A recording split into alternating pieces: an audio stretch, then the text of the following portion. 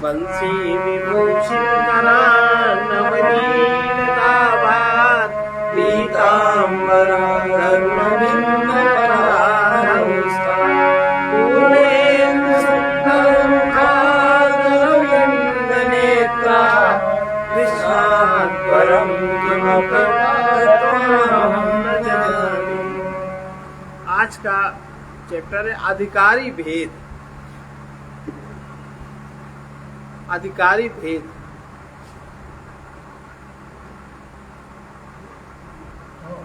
बहु अधिकारी भेद। अधिकारी किस चीज का कौन अधिकारी है, उसमें हर चीज के अधिकारी हर नहीं होते हैं।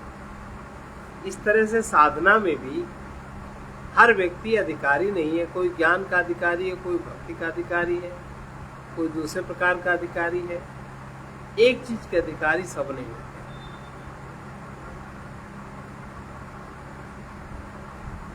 बहुव्याकुल चित्तानां विचारा तत्वधीर नहीं, विचारा तत्वधीर नहीं। योगो मुख्यस्ततस्तेषां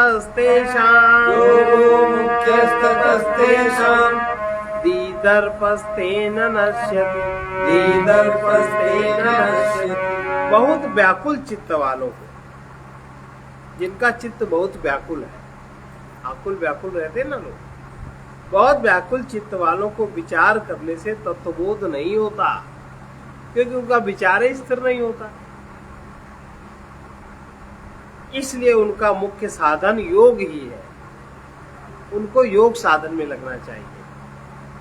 उनका जो धी दर्प है, बुद्धि का अभिमान, धी दर्प अभिमान जो बुद्धि में, उनको जो बुद्धि का अभिमान है वो योग से नष्ट होगा। उनको तत्व ज्ञान नहीं हो सकता, ना उनको भक्ति हो सकती है, ना उन्हें तत्वबोध हो सकता है। विचार करने में वही लोग असमर्थ हैं जिनका चित्त बहुत व्याकुल रहता है, वो विचार नहीं कर सकते। अशांत रहने के कारण उनका मन एकाग्र ही नहीं होता।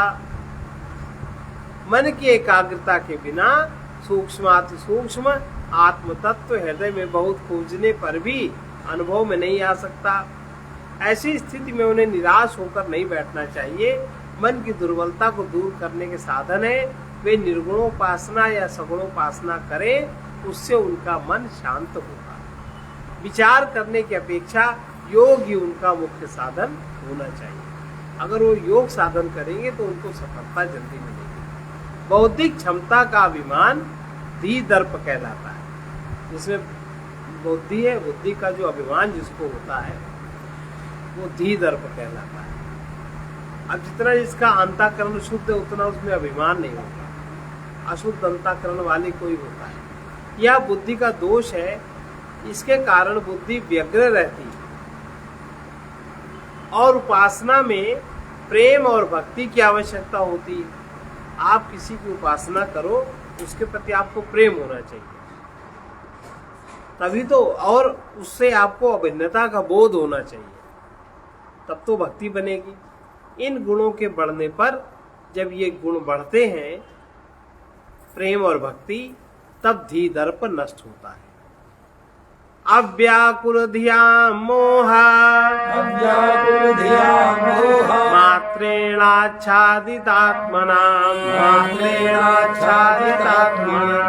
सांख्य नामा विचारः स्यान् मुख्यो झटिति सिद्धिदा। यदि बुद्धि शांत है, बुद्धि अगर व्याकुल नहीं है और आत्मस्वरूप मात्र मोह से, अज्ञान मात्र से आच्छादित है, बुद्धि शांत है और आत्मस्वरूप में आच्छादन है, काहे का? मोह का, अज्ञान का, तो उनके लिए सांख्य कहलाने वाला विचार ही मुख्य है।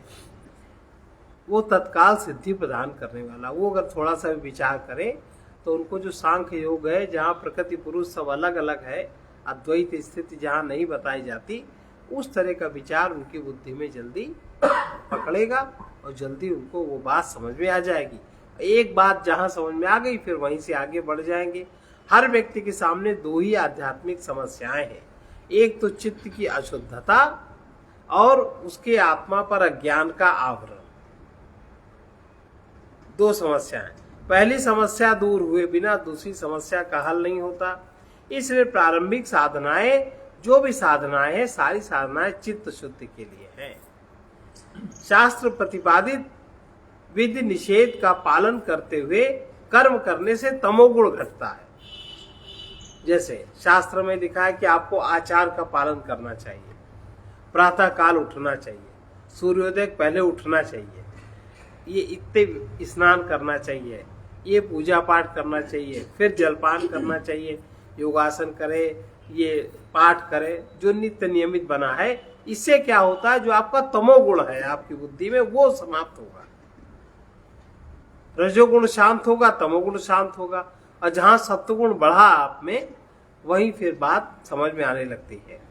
तो शास्त्र प्रतिपादित विधि निषेध का पालन करते हुए कर्म करने से तमोगुण घटता है और मन के आलस्य, प्रमाद, बुद्धि की मंदता। बात समझ में क्यों नहीं आती कि बुद्धि आपकी मंद है, आलस्य है, आलस्य नहीं है मान लो तो बुद्धि में प्रमाद है और बुद्धि मंद है, इसलिए बात समझ में नहीं आती। ये उससे आलस्य, प्रमाद, बुद्धिमंदता आदि दोष दूर होते हैं।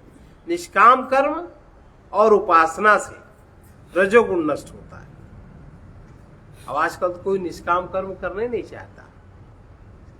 जो भी कर्म करेंगे, आजकल की एक भाषा हो गई है, ऐसे करेंगे तो हमें क्या मिलेगा, इससे क्या लाभ है।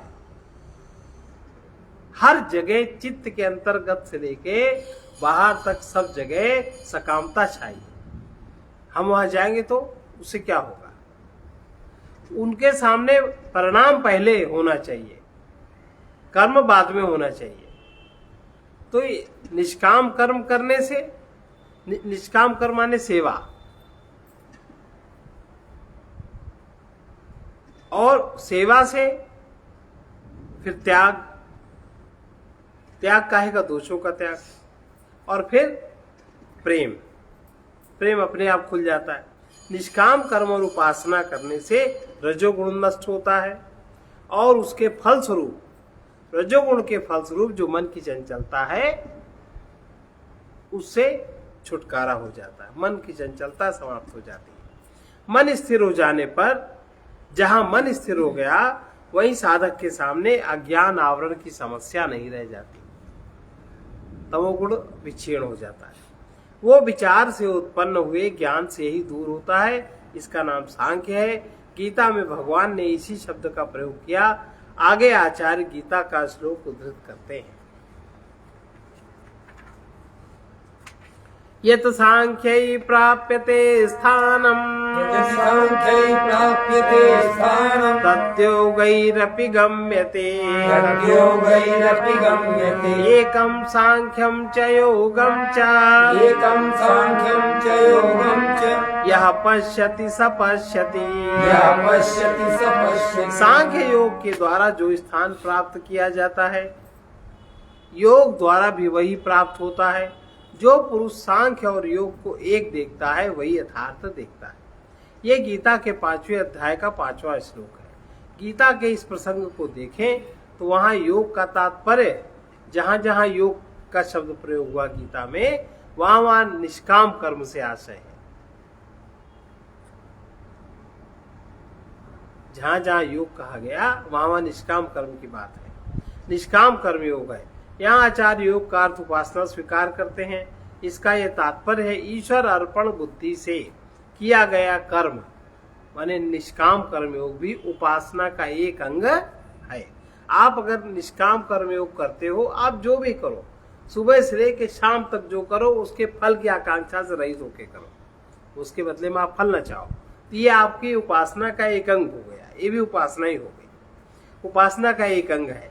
अतः सांख्य माने ज्ञान योग द्वारा जो मुक्ति पद, परम पद प्राप्त होता है, वही स्थान उपासना, निष्काम कर्म, सगुण उपासना, निर्गुण उपासना से भी प्राप्त होता है।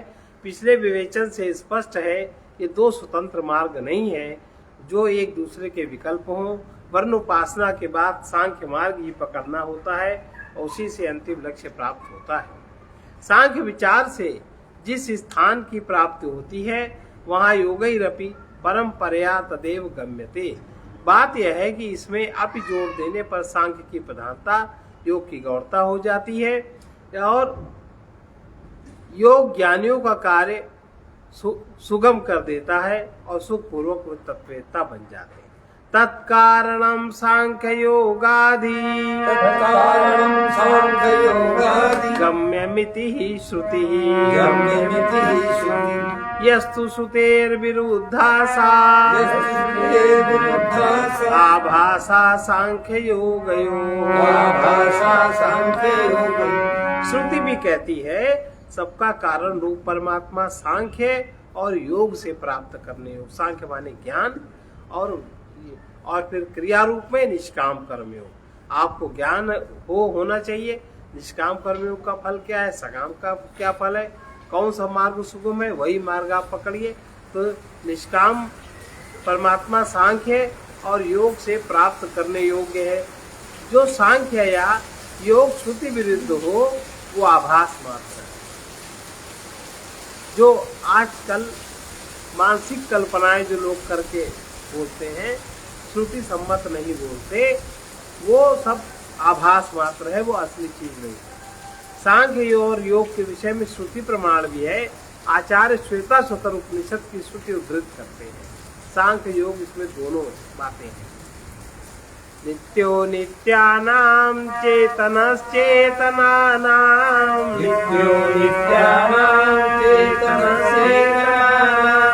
एको बहूनां यो विदधाति कामान्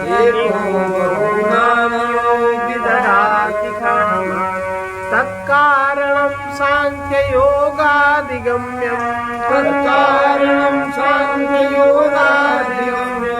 ज्ञात्वा देवं मुच्यते सर्वपाशैः।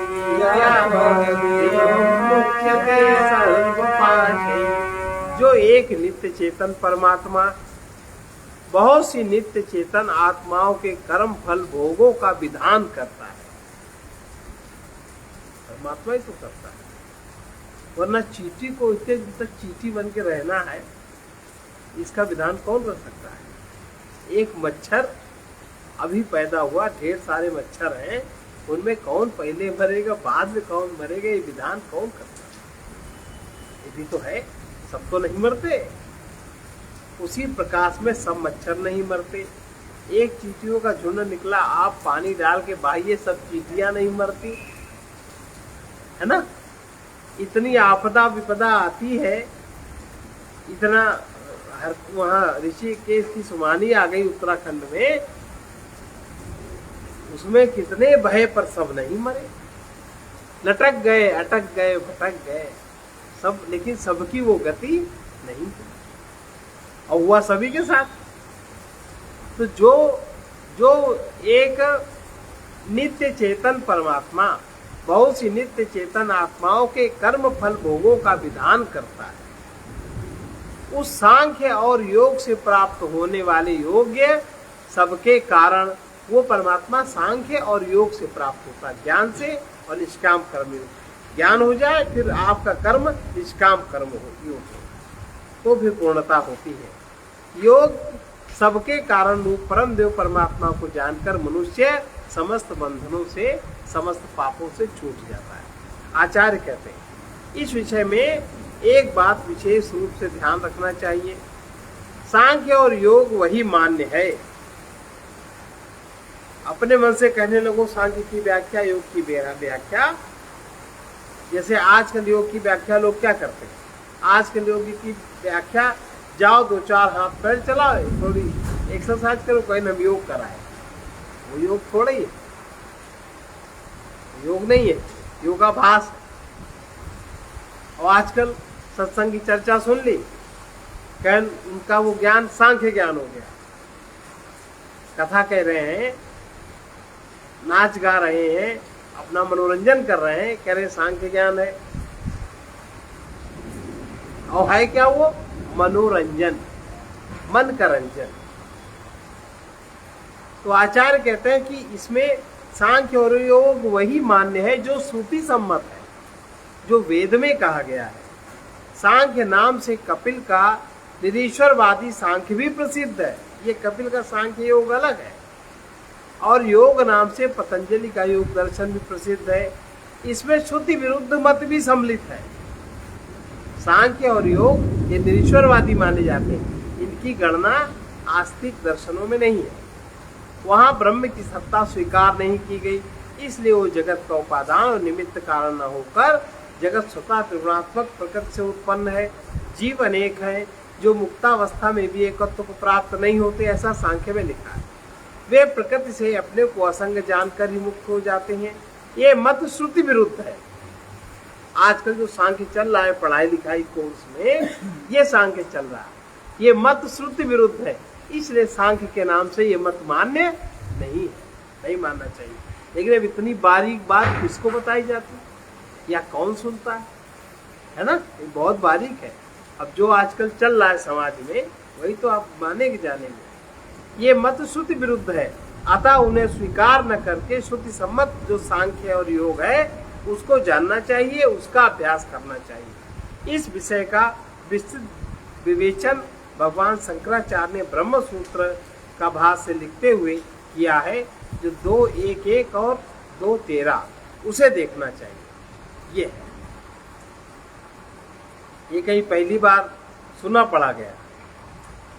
ये योग मत जो पतंजलि का योग है, ये भी वेद विरुद्ध है, श्रुति विरुद्ध है, और जो कपिल का जो सांख्य कारिका प्रसिद्ध है, कोर्स में वही पढ़ाई जाती है, वो भी श्रुति विरुद्ध है। इसलिए वो आपके सांख्य योग में मान्य नहीं है, क्योंकि श्रुति विरुद्ध है।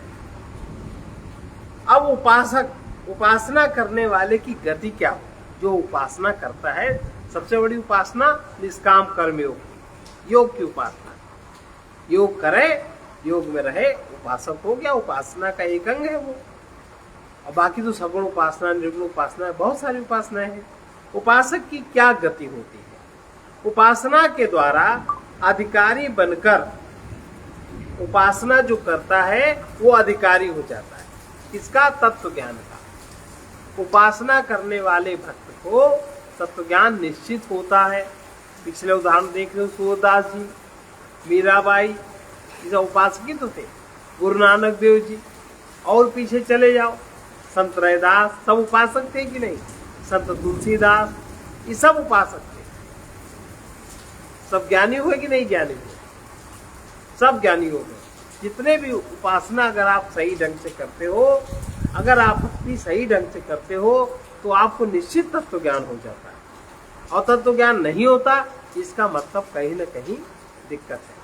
उपासना के द्वारा अधिकारी बनकर पुरुष तत्व ज्ञान प्राप्त करता है, और वो अपने मुक्त स्वरूप को जान जाता है। मुक्त होकर के शरीर में रहने लगता है। वो परम गति को प्राप्त होता है।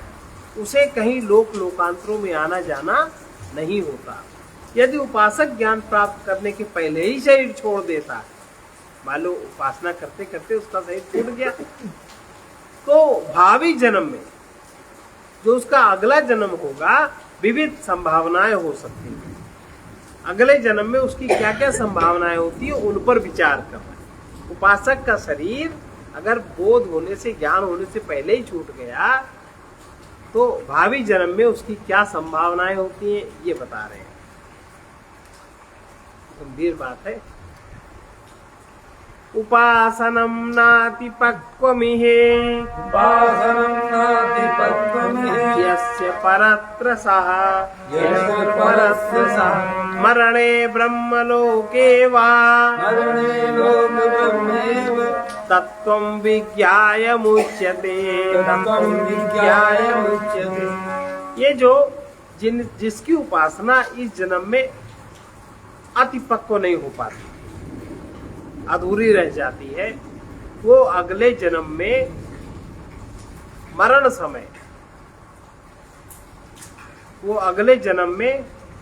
समय या ब्रह्मलोक में पहुंचकर तत्व ज्ञान प्राप्त करता है।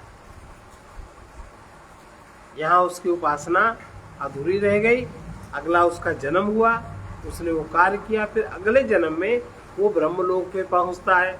वहाँ उस लोक में जो वहाँ के ऋषि लोग हैं, वहाँ उसको उपदेश देकर तत्व ज्ञान कराते हैं, और वो मुक्त हो जाता है। ये क्रिया उसकी निरंतर चलती रहती है। उपासक की उपासना यदि इस जीवन में पूरी नहीं हुई तो उसे न ब्रह्म ज्ञान प्राप्त होगा, ना ही वो मुक्त होगा। शरीर छोड़कर उसकी दो प्रकार की गतियां संभव हैं। एक तो वो पुनः मनुष्य शरीर प्राप्त करे, वहां वो अपनी आगे की साधना पूरी करे और ज्ञान प्राप्त कर मरण काल आने तक मुक्त हो जाए। दूसरी संभावना यह है कि वो वर्तमान शरीर छोड़कर ब्रह्मलोक पहुंचे और ब्रह्मा जी के मुख से तत्व ज्ञान प्राप्त कर प्रलय काल में उन्हीं के साथ मुक्ति का आनंद ले। प्रथम गति की अपेक्षा दूसरी गति श्रेष्ठ है और वो उपासना की अधिक परिपक्वता पर निर्भर करती है। यम यम वापि स्मरन् भावम् त्यज्यन्ते कलेवरम् तं तमैवैति यच्चित्तः तेन यातीति शास्त्रतः। अंत काल में मनुष्य जिस जिस भाव का स्मरण करता हुआ शरीर छोड़ता है वो उसी उसी को प्राप्त होता है। श्रुति भी कहती है कि जिसका चित्त जहां लगा होता है वही भाव स्मरण में आएगा, जिसका चित्त जहां लगा है और वो वही जाएगा। यदि सारे जीवन उपासना करने के फलस्वरूप मरण काल में भी निर्गुण ब्रह्म का स्मरण बना रहता है तो शरीर छोड़ने के बाद वो मुक्त हो सकता है, क्योंकि मरते समय जीव की जैसी मति होती है वैसी ही उसकी गति होती है। इसमें स्मृति और श्रुति दोनों के प्रमाण उपलब्ध हैं। गीता में भगवान ने इसी बात को कहा, यम यम वापि स्मरन् भावम् त्यज्यन्ते कलेवरम् तं तमैवैति कौन्तेय सदा तद्भाव भावितः। हे अर्जुन, मनुष्य अंत काल में जिस जिस भाव को भी स्मरण करता हुआ शरीर छोड़ता है वह उस को ही प्राप्त होता है, क्योंकि वो सदा उसी भाव से भावित रहता है। इस नियम के कारण जो परमात्मा का स्मरण करता हुआ शरीर छोड़ता है वो परमात्मा को ही प्राप्त हो जाता है। अंत काले च मामेव स्मरन् मुक्त्वा कलेवरम् यः प्रयाति समद्भावम् याति नास्त्यत्र संशयः। जो पुरुष अंत काल में भी मुझको ही स्मरण करता हुआ शरीर छोड़ता है, मुझको का अर्थ यहाँ क्या है? अहम सर्वभूतानाम हृदय से तिष्ठति अर्जुन। मुझको का अर्थ ये है वो मेरे परमात्मा भाव को ही प्राप्त होता है, इसमें कुछ भी संशय नहीं।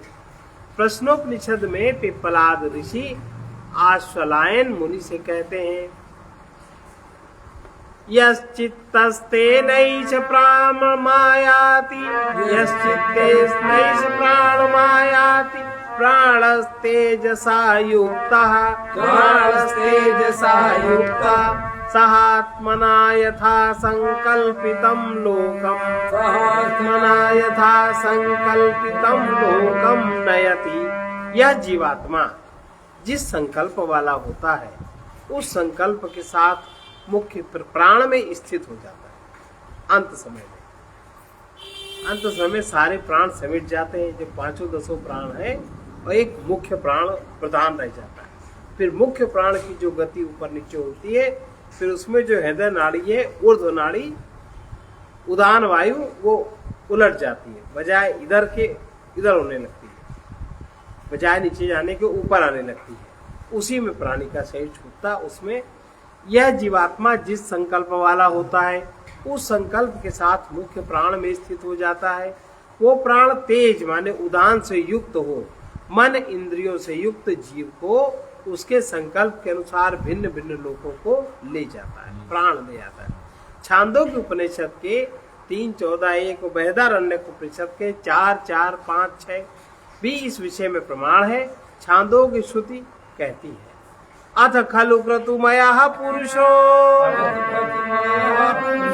यथा क्रतुरस्मिन् लोके पुरुषो यथा क्रतुरस्मिन् लोके पुरुषो भवति तथेता प्रेत्या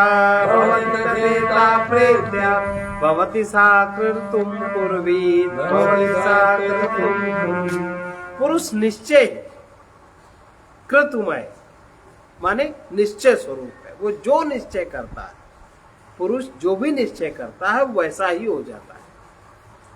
इस लोक में पुरुष जैसे निश्चय वाला होता है वैसा ही यहाँ से मरकर जाने वाला भी होता है, जो निश्चय उसको दृढ़ हो जाए।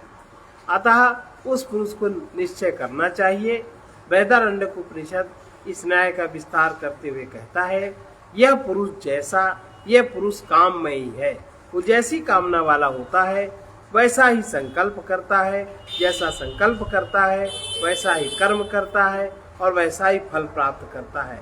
शंकराचार्य जी कहते हैं, तस्मात् सर्वमयत्वेस्य संसारित्वे सकामेव हेतुः संसारित्वे च कामेव हेतुः। अतः इसके सर्वमयत्व और संसारित्व में कामना ही कारण है। जैसी कामना वाला होता वैसे ही निश्चय करता। अंत्य प्रत्ययो नूनम भावी जन्म तथा सती निर्गुण प्रत्ययोपि स्यात् गुणोपासने यथा निर्गुण प्रत्ययोपि स्यात् सगुणोपासने यथा अंतकाल की भावना के अनुसार अंतकाल में जैसी भावना होती है भावी जन्म वैसा ही प्राप्त होता है। अब जैसे एक उदाहरण समझिए, जैसे जीवन का एक एक क्षण बीत रहा, एक एक क्षण में आप जो भावना कर रहे, जो एक क्षण बीता, जो शरीर के अणु परमाणु गए दोबारा तो बनने नहीं, तो हर क्षण आखिरी है, हर क्षण आखिरी है। अब हर क्षण आपका जो विचार निरंतर रहता है अंतकाल में वही विचार एकत्र हो जाता है, वही भावना आपकी एकत्र हो जाती है और उसी प्रकार का आपका भावी जन्म तय होगा। जैसे जिस वासना में आप जीते हो उस वासना के अनुसार जिस चक्र में आपकी गति होती है, जैसी वासना होती वैसे जो आपके 7 चक्र हैं उनमें स्थिति बनती और उनमें अलग अलग जो प्रवृत्तियां हैं उन्हीं के अनुसार आपको वैसा ही देह अंत में प्राप्त होता है। इसमें कोई दूसरा कारगर नहीं है, आप जैसा चाहते हो वैसा ही प्राप्त। अंतकाल की भावना के अनुसार ही भावी जन्म प्राप्त होता है। जैसे सगुणोपासक को सगुण ब्रह्म की प्राप्ति होती है वैसे निर्गुण ब्रह्म के उपासक को निर्गुण ब्रह्म की प्राप्ति होती है। अंतकाल की भावना के अनुसार भावी जन्म ही नहीं मिलता, उस भावना के अनुसार सगुण ब्रह्म निर्गुण ब्रह्म की भी प्राप्ति हो सकती है। यदि कोई मनुष्य सारे जीवन सगुण ब्रह्म अर्थात दशरथ नंदन श्री रामचंद्र जी की अथवा वासु वसुदेव देवकी के पुत्र मुरली मनोहर श्री कृष्ण जी की उपासना करता रहता है, अंतकाल में उनका स्मरण करता है तो भवजाल से निवृत्त होकर अपने इष्ट को प्राप्त, और ऐसा लिखा भी है, प्राप्त हो जाता है। इसी प्रकार निर्गुणोपासक भी निर्गुण ब्रह्म का चिंतन करते हुए शरीर छोड़ते हैं तो मरते समय उन्हें तुरंत ब्रह्म ज्ञान हो जाता है और ब्रह्म ज्ञान होने के बाद उनका शरीर छूटता है। ये स्थिति कुछ सेकंड में होती है। वो जिंदगी भर जो कर रहा उसको ज्ञान व्यान नहीं हुआ, यदि उसका शरीर छूटने वाला होगा तो कुछ क्षण पहले उसको ब्रह्म ज्ञान हो जाएगा और फिर उसका शरीर छूटेगा। अब अच्छा हो गया कि नहीं? तो उपासक की गति अच्छी हुई कि नहीं हुई? ब्रह्म ज्ञान हो जाता है और वे मुक्त हो जाते हैं। ऊपर उद्धत गीता 8:5 के श्लोक में भगवान का वचन मामे विस्मरण सगुण और निर्गुण दोनों की बात कही गई है। नित्य निर्गुण रूपम तन नाम मात्रेण गीयताम् अर्थतो मोक्ष एवैष संवादी ब्रह्मवन्मतः संवादी ब्रह्मवन्। वो ब्रह्म नित्य है, निर्गुण रूप है, इस प्रकार नाम मात्र से गाया करो, किंतु उसका अर्थ तो संवादी ब्रह्म की भांति मोक्षी माना जाएगा। निर्गुण ब्रह्म की प्राप्ति और मुक्ति की प्राप्ति में नाम मात्र का भेद है, अर्थात दोनों एक है। जो लक्षण निर्गुण ब्रह्म के हैं वही मुक्ति के हैं। इसलिए भाई सगुण माने सत्व रज तम तीनों गुण के बाद, सगुण माने तीनों गुण से युक्त, सतरजतम प्रकृति के अंतर्गत जो भी श्रेष्ठ है। अब जैसे प्रकृति के अंतर्गत श्रेष्ठ क्या है, जैसे भगवान राम है, भगवान कृष्ण जो अवतारी लोग हैं, गुरु है, कोई सदगुरु है, ये जो सब अवतारी पुरुष है ये सब प्रकृति के अंतर्गत है, प्रकृति के अंतर्गत है। इनमें जो विशेष वर्चस्व जागृत है यही तो सगुण ब्रह्म है। और तीनों से पार जो मैं कौन हूँ, ये जगत क्या है, जगत को धारण करने वाला कौन है, ये निर्गुण ब्रह्म का विचार है। तो निर्गुण ब्रह्म की प्राप्ति और मुक्ति में नाम मात्र का भेद है, दोनों एक ही हैं।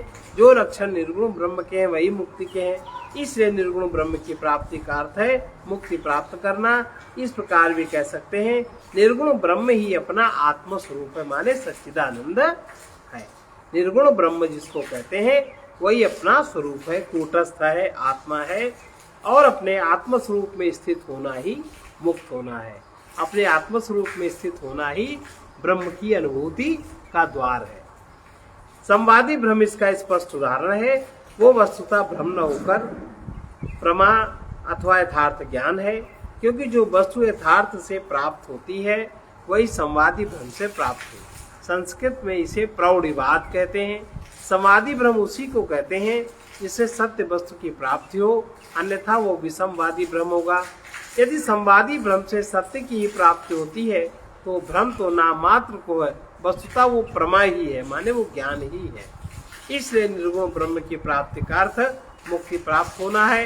यदि मरण काल में व्यक्ति निर्गुण ब्रह्म का स्मरण कर रहा, माने अगर अपने स्वरूप में स्थित हो रहा है, तो वस्तुतः मुक्ति का अनुभव कर लेता है, मुक्त हो जाता है। अब वो अज्ञान के आवरण में नहीं रहा। तत्सामर्थ्या जायते धी, तत्सामर्थ्या जायते धी, मूला विद्या निवर्तिका, मूला विद्या निवर्तिका, अविमुक्तोपासनेन, अविमुक्तोपासनेन, तारक ब्रह्म बुद्धिवत, तारक ब्रह्म बुद्धिवत। जैसे अविमुक्त माने जो मुक्त नहीं है, अर्थात सगुण ब्रह्म की उपासना से तारक ब्रह्म की बुद्धि उत्पन्न होती है। जो सगुण ब्रह्म की उपासना करता है राम कृष्ण आदि की, उससे क्या उत्पन्न होता है, तारक ब्रह्म की बुद्धि। किस प्रकार से आप करेंगे बुद्धि में वैसा ज्ञान उत्पन्न होता है। वैसे ही उस निर्गुण ब्रह्म की उपासना के सामर्थ्य से, आत्मज्ञान के सामर्थ्य से जो आपकी मूल अविद्या है, मूल अविद्या की निवृत्ति करने वाली बुद्धि उत्पन्न होती है। यद्यपि आचार्य निर्गुणोपासना पर अधिक बल देते हैं, उसकी श्रेष्ठता सिद्ध करते हैं, किंतु इसी प्रसंग में सगुणोपासना पर भी पर्याप्त प्रकाश डालते हैं। सगुण उपासना को अविमुक्त उपासना भी कहते हैं, क्योंकि तुलसी मत के अनुसार सगुणोपासक मोक्ष न लाएं। वे मोक्ष पाने की इच्छा ही नहीं रखते। सगुणोपासक वो सगुण गान करेंगे, सगुण की उपासना करेंगे, उनको अपने आप में तत्व ज्ञान हो जाएगा, उसमें इच्छा की कोई जरूरत नहीं है। और किंतु वे भी अपने इष्ट की उपासना करते करते मुक्त हो जाते हैं। उनके अंदर इष्ट की कृपा से अपने आप तारक ब्रह्म विद्या उत्पन्न हो जाती है, जिससे वो अपने को तार लेते हैं और वो उन्हें मुक्त कर देती है। भगति करत बिनु जतन प्रयासा, भगति करत बिनु जतन प्रयासा, संसति मूल विद्या नासा, संसति मूल विद्या नासा, भोजन करियत चिति तलागी, भोजन करियत चिति तलागी, जिमि सोसन पचवै जठरागी, जिमि सोसन पचवै जठरागी। हसी हरि भगति सुगम सुखदाई, यस हरि भगति सुगम सुखदाई, को अस मूढ़ न जाई सोहाई, को अस मूढ़ न जाई सोहाई। इसका तात्पर्य यह हुआ, जैसे खाया हुआ भोजन पेट के भीतर ही भीतर जठराग्नि के द्वारा स्वयं ही पचता है और ऊपर से दिखाई नहीं देता, वैसे ही उपासना करते करते आत्मा पर छाया हुए अविद्या का आवरण क्षीण होता रहता है। उसे नष्ट करने के लिए कोई अलग से प्रयास नहीं करना पड़ता।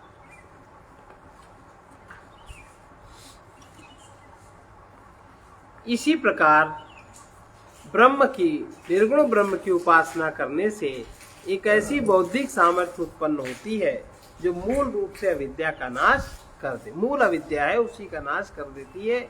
अपने आत्म स्वरूप पर पड़ा आवरण ही मूल अविद्या है। उसके बाद मैं जीव हूँ, मैं शरीर हूँ आदि उसी अविद्या का जो तूल माने विस्तार है, इसलिए उसे तूल अविद्या कहते हैं।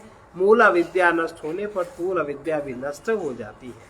सो कामो निष्कामैति, सो कामो निष्कामैति, य शरीरो निरिन्द्रियः, य शरीरो निरिन्द्रियः, अभयं हीति मुक्तत्वम्, अभयं हीति मुक्तत्वम्, तापनीये फलं श्रुतम्, तापनीये फलं श्रुतम्। वो उपासक अकाम, निष्काम, अशरीरी, इंद्रिय रहित और अभय हो जाता है। इस प्रकार तापनी उपनिषद उपासना का मुक्त रूपी फल सुनने में आता है। इस श्लोक में नरसिंह उत्तर तापनी उपनिषद के 5, 7 और 8 की ओर संकेत है।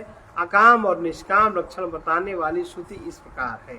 सो कामो निष्काम, सो कामो निष्काम, आप्त कामो न तस्य प्राणः, आप्त कामो न तस्य प्राणः, उत्क्रामन्ति अत्रैव समविलीयते, उत्क्रामन्ति अत्रैव समविलीयते।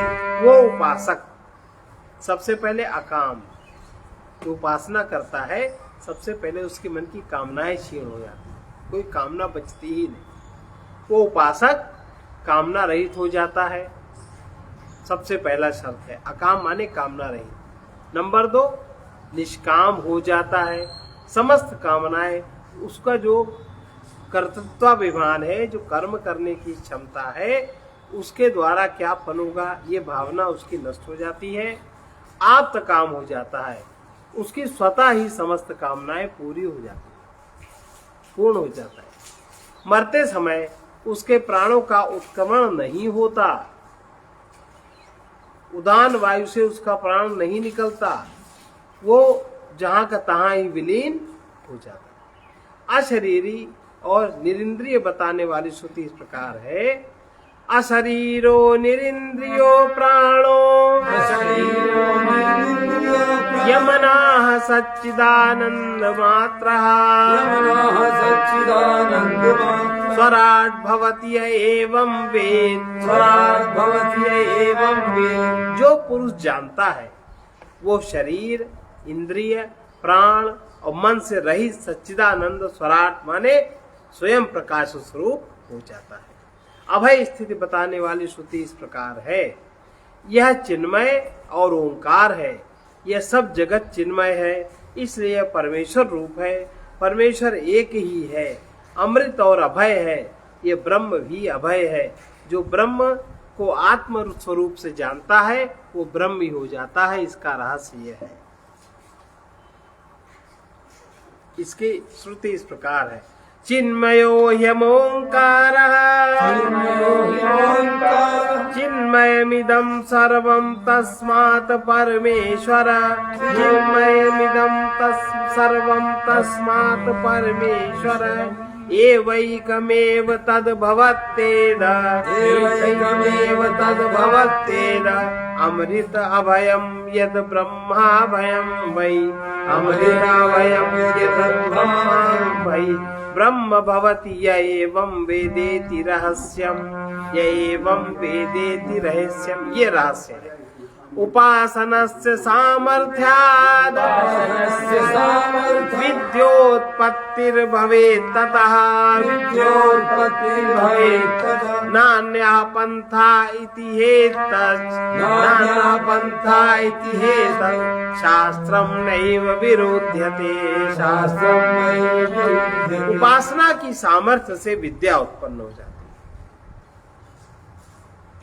कौन सी विद्या? जो पिछले उसमें पढ़ी थी। उपासना जब बढ़ जाती है उससे विद्या स्वतः उत्पन्न हो जाती है। इसीलिए तुलसीदास जी ने कहा सगुणोपासक मोक्ष न नहीं। भक्ति करने वाले मोक्ष की मांग नहीं करते, क्योंकि अंदर से ऐसा बदलाव होता है। उपासना की सामर्थ्य से विद्या उत्पन्न होती है, इसलिए अन्य कोई मार्ग नहीं है। ये शास्त्र विरुद्ध बात भी नहीं है।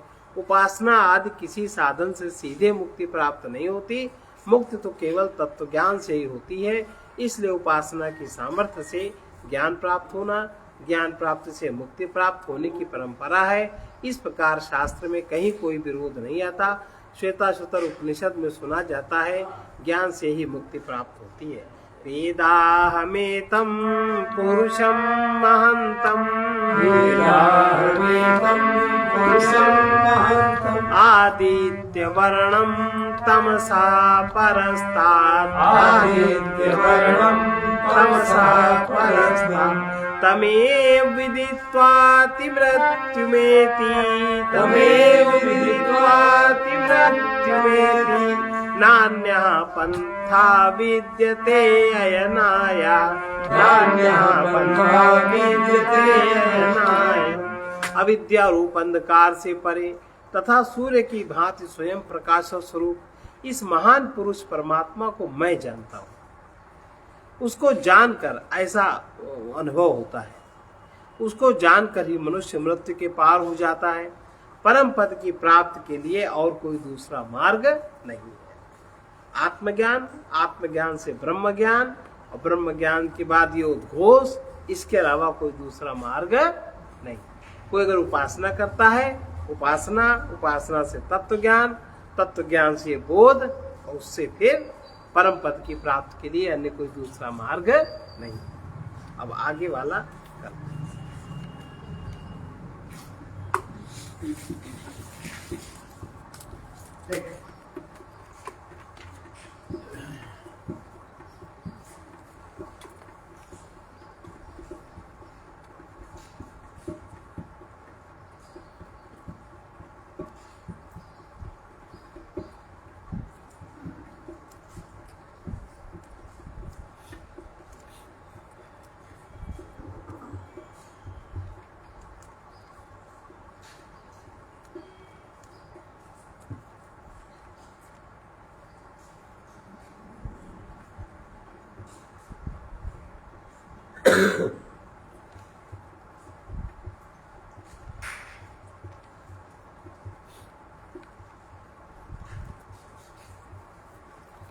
वहीं सुलभ भगवान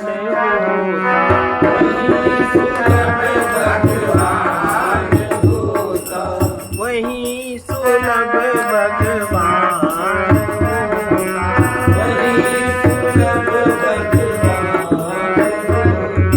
किसी बहाने प्रीतिपूर्वक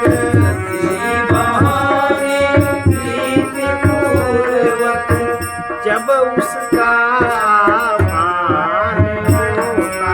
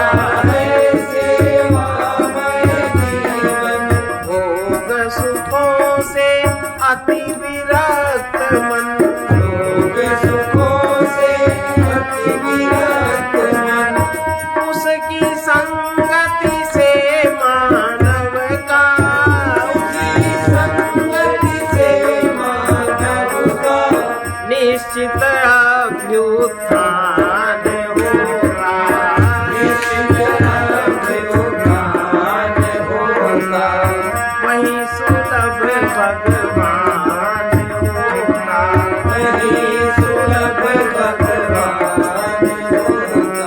जहाँ विरह में आंसू बरसे, जहाँ विरह में आंसू बरसे, व्याकुल हृदय दर्श को तरसे, व्याकुल हृदय तरस को तरसे, जब वियोग में भी स्वरूप से, वियोग में भी स्वरूप से, अभिन्नता का ज्ञान होगा, अभिन्नता का ज्ञान होगा, वही सुलभ भगवान होगा, वही सुलभ भगवान होगा।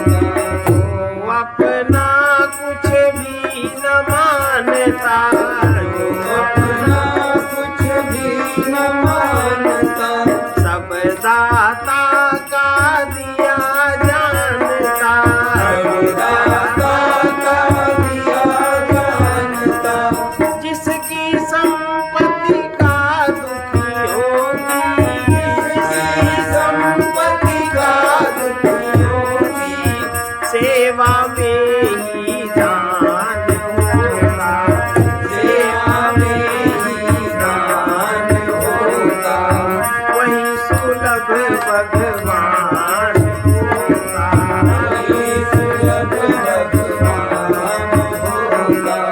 अग्नि तत्व सर्वत्र व्याप्त है, अग्नितत्व सर्वत्र व्याप्त है, दर्शन बिन होता न प्राप्त है, दर्शन बिन होता न प्राप्त है। इसी भांति उस व्यापक हरि का, इसी भांति उस व्यापक हरि का, जहाँ सतत गुणगान होगा, जहाँ सतत गुणगान होगा, वही सुलभ भगवान होगा, वही सुलभ भगवान होगा। तन धन में न जहाँ ममता है, धन धन में न जहाँ ममता है, स्वार्थ रहित जिसमें समता है, स्वार्थ रहित जिसमें समता है, पथिक परम पद वो पाता है, पथिक परम पद वो पाता है, जिसका लक्ष्य महान होगा, जिसका लक्ष्य महान होगा, वही सुलभ भगवान होगा, वही सुलभ भगवान होगा। प्रीति पूर्वक किसी बहाने, पूर्वक किसी बहाने, जब उसका आभान होगा, उसका आभान होगा, वही सुलभ भगवान होगा, वही सुलभ भगवान। इसका संत वचन है, विचार वासना संकल्प अहंकार जहाँ नहीं है, वही परमात्मा का योगानुभव होता है। कितनी चीजें, विचार वासना संकल्प और अहंकार, ये चार चीजें जहाँ नहीं है, वही परमात्मा का योगानुभव होता है। खोज छोड़ते ही, मैं को खोते ही उसे पा लिया जाता है। जहाँ दूसरा कोई नहीं रहता, वहीं सच्चिदानंद विद्यमान है। अभी सब निर्गुण उपासना है। जहाँ दूसरा कोई नहीं रहता, वहीं सच्चिदानंद विद्यमान है। अपने को अस्वीकार किए बिना ईश्वर की स्वीकृति असंभव है। मैं नहीं हूँ, केवल प्रभु ही हैं, वही प्रभुमय है। सर्वे भवन्तु सुखिनः, सर्वे भवन्तु सुखिनः, सर्वे सन्तु निरामयाः, सर्वे सन्तु निरामयाः, सर्वे भद्राणि पश्यन्तु, सर्वे भद्राणि पश्यन्तु मा कश्चित् दुःखभाग् भवेत्। मा कश्चित् दुःखभाग् भवेत्। कृष्णाय वासुदेवाय कृष्णाय वासुदेवाय हरे परमात्मने हरे परमात्मने प्रणतक्लेशनाशाय प्रणतक्लेशनाशाय गोविन्दाय नमो नमः। गोविन्दाय नमो नमः। असतो मा सद्गमय असतो मा सद्गमय तमसो मा ज्योतिर्गमय तमसो मा ज्योतिर्गमय मृत्योर्मामृतं गमय मृत्योर्मामृतं गमय। ॐ पूर्णमदः पूर्णमिदं पूर्णात् पूर्णमुदच्यते पूर्णस्य पूर्णमादाय पूर्णमेवावशिष्यते। ॐ शान्ति शान्ति शान्तिः।